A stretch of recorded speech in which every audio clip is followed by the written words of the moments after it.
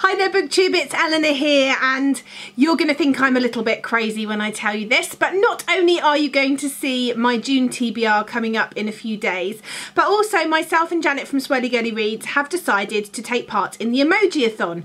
This is a readathon which takes place over the whole of June, and it is hosted or created by Dylan the Reader 5, and I will link his announcement for round 2 because this is the second time this is running down below. Basically, him and some of his co-hosts that have helped him have created sort of challenges that go with different emojis, which you will see in a minute, and they challenge you over the whole month of June to complete 4 of the emoji challenges.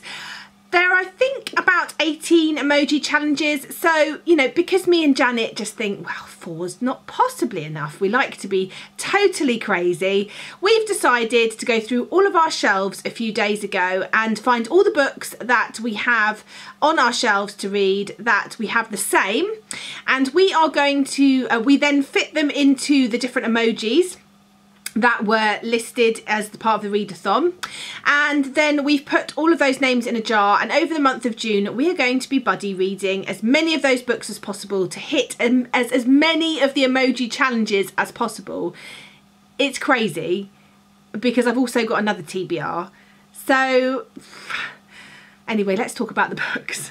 So I'm just going to whiz through the books because, as I say, there are a few here, so I'm not going to tell you much about what they are, but I'm just going to tell you the books that we've picked and how they fit into which emoji, and then I'm also going to tell you the first one that we've pulled out the jar, which will be the first one we'll be reading.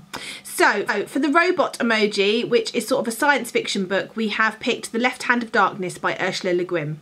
For the present emoji, which is a book that you were given as a present, we have picked Showstopper. That is because I was gifted this by the publisher, and I then gifted a spare copy I had to Janet. The next emoji is Two Boys Holding Hands. This is a book with a sort of marginalised group included, and for that we are going to be reading The Song of Achilles because I believe that there are some LGBTQIA+ themes within that book, I think. Next is the heart emoji. That is a romance or a contemporary, and we will be reading The House at the Edge of Night. I believe this is sort of an adult fiction, contemporary romance. Not so much, you know, romance in the typical sense of the word, but it definitely feels from the description to be a contemporary fiction. Next is a guilty pleasure read, and we're going to be reading The Dictionary of Mutual Understanding. This is a book that's set in Asia, and that's a bit of a guilty pleasure theme setting for me. The next is Two Girls Holding Hands Dancing. This is just to buddy read. We're doing all of these as buddy reads, so we just picked one that we were excited about, and that is Theatre of the Gods. Next is a newspaper. They want you to pick a book that's sort of current events or has some current topics in it, and we've picked Fishnet because this includes the topic of prostitution, which I believe is something that should be spoken about more often. Next is the Scream Face, and that is a thriller or a horror, and we have picked Black Eyed Susans. Next is a stack of books which is just sort of a free choice, and we've picked Our Endless Numbered Days. You've next got what I call the cringe face, but which they have decided is sort of an anticipatory face. It's a book that you have been really excited to get to, and for that we have picked The Man in the High Castle because both of us have been wanting to read this for ages because we'd like to then watch the series adaptation that's been made. The next is The Baby Face, and that is a book that was published in 2016 or 17, and we have The Girl of Ink of Stars, which was published in 2016. There is The Crying Face, which we have picked Bastard Out of Carolina because I believe this is going to be an emotional read. We have The Eyes emoji, a book that you have seen everywhere, and not so much recently, but definitely over the last year or so I have seen The Dumb House everywhere, so we have picked that one. Next is The Plane, a book that's set in another country to the one in which you live, and we've picked Klomsky Heights. This is set in Russia. It's a bit of a fast-paced action adventure. Then there's The Annoyed Face, a book that you really should have got to and you haven't got to yet and you're annoyed at yourself, and we have picked The Valley of the Dolls. It's really about time that I picked this one up. Then there's The Hipster. It's a book that hasn't had much hype, if any, and we have picked Summertime. Then there is The Animal, and this is a book with an animal on the front, and we have picked Romy Futch. And finally, there is the musical note, and that is a book that has music as a main theme, and we have picked The Chimes. It's really about time both of us read this. We have both had it for a long time, so that is on the list. So here is our jar with our picks in. As soon as we finished Buddy reading a book, we're going to pick the next one out, and we're just going to read these alongside our other books and try and read as many as we can. So Janet picked out the first one, and she picked out the baby face emoji, which, if you'll remember from my list previous, was The Girl of Ink and Stars by Kieran Millward Hargrave. I love the look of this book. It's so beautiful. It's quite a good one actually to start with.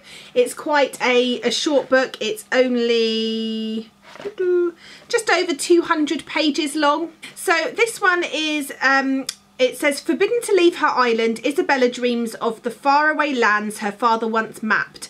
When her best friend disappears, she's determined to be part of the search party. Guided by an ancient map and her knowledge of the stars, Isabella navigates the island's dangerous forgotten territories. But beneath the dry rivers and dead forests, a fiery myth is stirring from its sleep.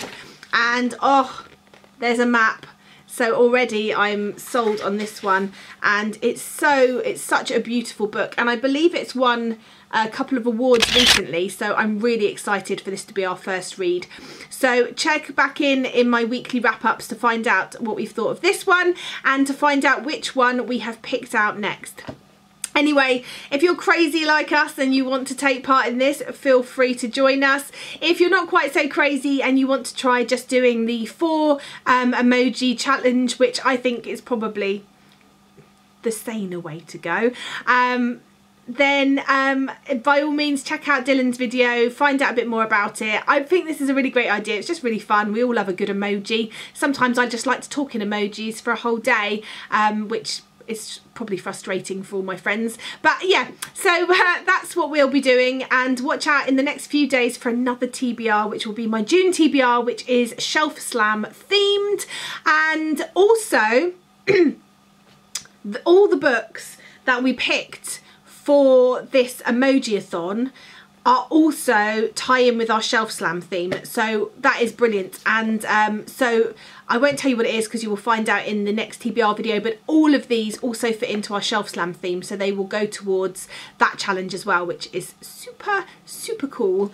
Yeah, so that's it from me, and I look forward to speaking to you soon. Bye for now, BookTube.